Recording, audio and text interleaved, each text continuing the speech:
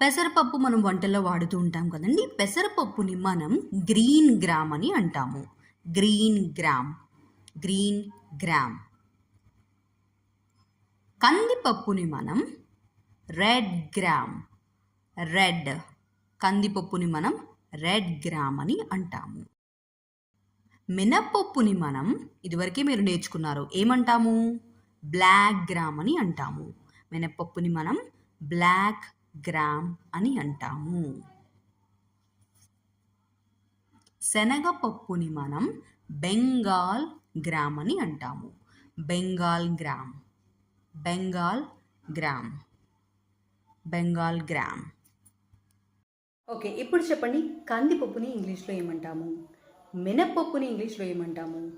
పెసరపప్పుని ఇంగ్లీష్లో ఏమంటాము? అలాగే శనగపప్పుని కూడా ఇంగ్లీష్లో ఏమంటామో కమెంట్ సెక్షన్లో టైప్ చేయండి.